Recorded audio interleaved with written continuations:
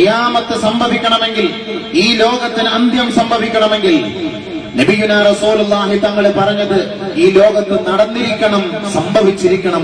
ഇത് സംഭവിക്കാത്ത കാലഘട്ടത്തോളം ലാ തഖൂമുസ് സഅ, ഖിയാമത്ത് നാളെ സംഭവിക്കുകയേ ഇല്ല തന്നെ. നബിയുനാ റസൂലുള്ളാഹി സ്വല്ലല്ലാഹു അലൈഹി വസല്ലമ തങ്ങൾ ഒരുപാട് കാര്യങ്ങളാണ് ആ വിഷയത്തിൽ എണ്ണിപ്പറഞ്ഞത്. അല്ലാഹുവിന്റെ റസൂൽ സ്വല്ലല്ലാഹു അലൈഹി വസല്ലമ തങ്ങൾ പറയുകയാണ്, ഇദാ റഅയ്തും നാസ അല്ലാഹുസ് സ്വലാഹ വ അളാഉൽ അമാന വസ്തഹല്ലുൽ കബായിർ വഅഖദുർ റുശാ വഅകലുർ റിബാ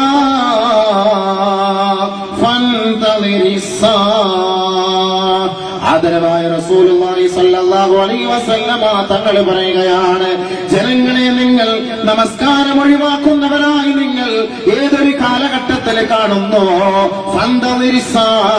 അന്ന് ഖിയാമത്തിനെ പ്രതീക്ഷിച്ചു കൊള്ളുക.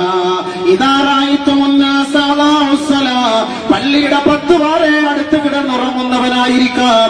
സുബ്ഹിയുടെ മിനാരത്തിൽ നിന്നിതാ ബാങ്കിന്റെ മധുരമായ മൊഴി, അസ്സലാത്തു ഖൈറും മിനൻ നൗം, ഉറക്കിനേക്കാൾ ശ്രേഷ്ഠം നമസ്കാരമാണ്, നമസ്കാരമാണ്. പാതിരാ സമയം വരെ, പാതിരാ കഴിയുന്ന സമയം വരെ അങ്ങാടിയിലൂടെ ചുറ്റിത്തിരിഞ്ഞ് നടന്നിട്ട് ഏതെങ്കിലും പെണ്ണുങ്ങളുമായി സ്വറ പറഞ്ഞ് ഇന്റർനെറ്റിലൂടെയും നെറ്റ് കഫകളിലൂടെയും ചർച്ച ചെയ്ത് അവൻ ഉറക്കം വിളച്ചുകൊണ്ട് പാതിരാ കഴിയുന്ന സമയത്ത്, സുബഹിയോടടുത്ത സമയത്ത് വീട്ടിൽ പോയി കിടന്നുറങ്ങിയിട്ട് അവന്റെ വീടിന്റെ 10 വാര അകലെ പള്ളിയുടെ മിനാരത്തിൽ നിന്ന് കേൾക്കുകയാണ്, ഏ ചെറുപ്പക്കാരാ, ഏ യുവാക്കളെ, യുവതികളെ, സഹോദര സഹോദരി, ഉറക്കിനേക്കാൾ ശ്രേഷ്ഠം നമസ്കാരമാണ്, നമസ്കാരമാണ്.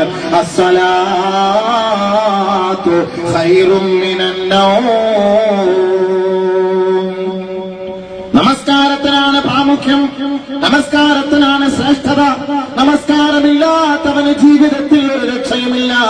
അല്ലാഹുവിന്റെ റസൂൽ നമുക്ക് പഠിപ്പിച്ചു തന്നില്ലേ, ആരെങ്കിലും പരിശുദ്ധമായ പള്ളിയുടെ മിനാരങ്ങളിൽ നിന്ന് ഗർജിക്കുന്ന ആ ബാങ്കിന്റെ മധുരമായ മൊഴി തന്റെ ശ്രവണപുടം കൊണ്ട് ആരാൾ കേൾക്കുന്നുവോ, ആ ബാങ്കിന്റെ മധുരമായ മൊഴിക്ക് ഉത്തരം നൽകുക എന്നത് അല്ലാഹുവിന്റെ ഭവനത്തിലേക്ക് കൊതിച്ചു വരലാണ്, അല്ലാഹുവിന്റെ പള്ളിയിലേക്ക് കടന്നു വരലാണ്.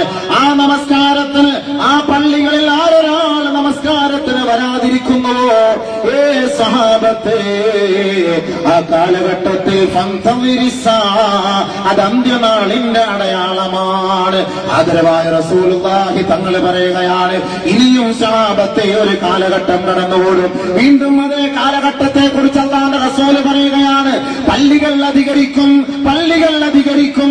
അല്ലാഹുവിന്റെ റസൂൽ പറഞ്ഞില്ലയോ, അല്ലാഹു എന്നോട് കൽപ്പിച്ചിട്ടില്ല, മാ ഉമിർതു ബിതശീദിൽ മസാജിദ്, പള്ളികൾ ആലങ്കാരികമായി ആർഭാടമായി കെട്ടിപ്പൊക്കുവാൻ അല്ലാഹു എന്നോട് കൽപ്പിച്ചിട്ടില്ല. ഒരു കാലഘട്ടം വരും സഹാബത്തെ, ഒരു കാലഘട്ടം വരും സഹാബത്തെ, അന്ന് അല്ലാഹുവിന്റെ പള്ളികൾ കനീസകളെ പോലെ, ബുദ്ധവിഹാരങ്ങളെ പോലെ, ചർച്ചുകളെ പോലെ, ഗുരുദ്വാരകളെ പോലെ ആലങ്കാരികമായ അവസ്ഥയിൽ പ്രക്ഷോഭിക്കുന്നതായിട്ട്, അലങ്കാരത്തോടുകൂടി മിന്നിത്തിളങ്ങുന്നതായിട്ട് കാണാൻ കഴിയുന്ന ഒരു സാഹചര്യം എന്റെ ഉമ്മത്തികൾ കാണാതെ ഖിയാമത്ത് നാളെ സംഭവിക്കുകയില്ല. അതിനാ റസൂലുള്ളാഹി തങ്ങൾ പറയുകയാണ്, ഇദാ സഖറഫ്തുമുൽ മസാജിദ വഹല്ലൈതുമുൽ മസാഹിഫ ഫന്തളിരിസ് സാ,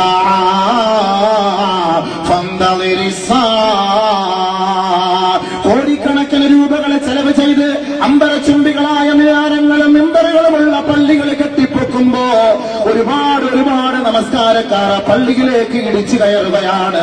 അല്ലാഹുവിന്റെ റസൂൽ പറഞ്ഞില്ലേ, വതുക്സറുസ് സുഫൂഫ് വതുതൗവിലുൽ മനാബിർ, മിമ്പറുകളിൽ നിന്നെല്ലാം പ്രഭാഷണങ്ങൾ ഘോരഘോരമായി നടക്കും. മിമ്പർ മിഹ്റാബും അല്ലാഹുവിന്റെ ദീന് കൊണ്ട് ഗർജിക്കും. ഇന്ന് കോഴിക്കോടാകട്ടെ, മലപ്പുറമാകട്ടെ, ആകട്ടെ, കാസർഗോഡാകട്ടെ, കണ്ണൂരാകട്ടെ, മതപ്രഭാഷണത്തിന് വല്ല പഞ്ഞമുണ്ടോ, ക്ഷാമമുണ്ടോ? ഇന്ന് ഇതേ സമയത്ത് ഈ കാസർഗോഡ് ജില്ലയുടെ ചരിത്രമെടുത്താൽ ഇതേ സമയത്ത് എത്രയോ മതപ്രഭാഷണങ്ങൾ നടക്കുന്നില്ലേ? എത്ര പേരാണ് ആ പ്രഭാഷണങ്ങൾ കേൾക്കാൻ വരിക? എത്ര പേര് കേട്ടാലാണ് ആ പ്രഭാഷണത്തെ ഉൾക്കൊള്ളാൻ വരിക? എന്തുകൊണ്ടാണ് പ്രഭാഷണങ്ങൾ നടക്കാറുണ്ട്? ഒരുപാട് പ്രഭാഷകർ വരാറുണ്ട്, ഒരുപാട് പ്രഗത്ഭരും പ്രശസ്തരും വന്ന് പ്രസംഗിക്കാറുണ്ട്, വാദോരാതെ മണിക്കൂറുകളോളം പ്രഭാഷണം നടക്കാറുണ്ട്. പക്ഷേ പ്രസംഗിക്കുന്ന ഈ പാവപ്പെട്ടവരിലും ഈ കേൾക്കുന്ന ആയിരങ്ങളിലും ഒരു മാറ്റവും ഉണ്ടാകാത്തതിന്റെ കാരണം എന്തേ? അത് അന്ത്യനാളിന്റെ അടയാളമാ, അത് ഖിയാമത്തിന്റെ അടയാളമാ. ആദരവായ റസൂലുള്ളാഹി തങ്ങളുടെ പ്രഭാഷണമാ. അല്ലാഹുവിന്റെ റസൂൽ പറഞ്ഞില്ലയോ, ഒരു കാലഘട്ടം എന്റെ സമുദായം കാണാൻ പോകുന്ന സത്യമാ, അന്ന് പള്ളികളെല്ലാം മിന്നിത്തിളങ്ങുന്ന കാലഘട്ടമായിരിക്കും. 10 വാര അകലെ പള്ളികളായിരിക്കും, അല്ലാഹുവിന്റെ മസ്ജിദുകളായിരിക്കും. ആ പള്ളിയുടെ മിമ്പറും മെഹ്റാബുകളുമെല്ലാം ഗർജിച്ചുകൊണ്ടേയിരിക്കും. നമസ്കരിക്കാൻ ധാരാളം ആളുകൾ ആ പള്ളിക്കകത്ത് കാണും, പക്ഷേ ആ നമസ്കാരം കൊണ്ട് അവർക്ക് യാതൊരു പുണ്യവുമില്ല. എന്തേ? അല്ലാഹുവിന്റെ റസൂൽ പറയട്ടെ, വഖുലൂബുഹും മുതബാഗിളാ വഅൽസിനതുഹും മുഖ്തലിഫാ. പള്ളിക്കകത്ത് നമസ്കരിക്കാൻ വരുന്നവൻ കടാരയുമായിട്ടാണ് വരിക. നമസ്കാരത്തിന്റെ സഫിൽ നിൽക്കുന്ന സഹോദരനോടുള്ള വൈരാഗ്യം തീർക്കുന്നതിന് വേണ്ടി പള്ളികളിലേക്ക് നമസ്കരിക്കാൻ എന്ന വ്യാജേന കടന്നു വരുന്ന സമുദായമായിരിക്കും അന്ത്യനാളിന്റെ അടയാളത്തോടുകൂടി പള്ളിയിലേക്ക് കടന്നു വരിക.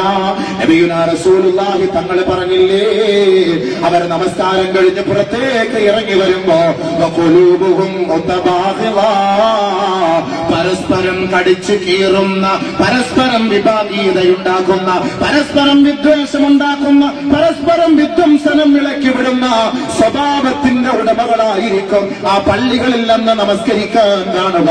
വഅൽസിനതുഹും മുഖ്തലിഫാ, പലതരത്തിലുള്ള നാവുകളാണ്, ആ നാവുകളിലൂടെ പലതരത്തിലുള്ള വാക്കുകളാണ്. അവരുടെ നമസ്കാരം കൊണ്ട് യാതൊരു പുണ്യവുമില്ല, അവരുടെ നമസ്കാരം കൊണ്ട് ജീവിതത്തിൽ ഒരു മാറ്റവുമില്ല, അവരുടെ നമസ്കാരം കൊണ്ട് മഹല്ലുകൾക്ക് മാറ്റമില്ല, അവരുടെ നമസ്കാരം കൊണ്ട് അല്ലാഹുവിന് യാതൊരു പുണ്യവുമില്ല തന്നെ. ഖിയാമത്തിന്റെ അടയാളമാണ്, അന്ത്യനാളിന്റെ അടയാളമാണ്. അല്ലാഹുവിന്റെ റസൂല് പറഞ്ഞ വാക്കാണ്. നമസ്കരിക്കാൻ എത്രയെത്ര പിള്ളന്മാരാണ്, എത്രയെത്ര ചെറുക്കന്മാരാണ്, എത്രയെത്ര യുവാക്കളാണുള്ളത്. നമസ്കാരത്തിൽ മൊബൈൽ ഫോൺ ഓണാക്കി സുജൂദിന്റെ സ്ഥാനത്ത് വെച്ചുകൊണ്ടല്ലേ നമസ്കരിക്കുന്നത്. അവന്റെ റുക്കൂഇൽ, അവന്റെ സുജൂദിൽ അവന്റെ സ്ഥാനം എങ്ങോട്ടാണ്? അവന്റെ മൊബൈലിന്റെ വാൾപേപ്പറിലേക്കല്ലേ, ബ്ലിങ്കിങ് ചെയ്യുന്ന മൊബൈലിലേക്കല്ലേ. ആരാണ് വിളിക്കുന്നത്? ആരുടെ കോളാണ് വരുന്നത്?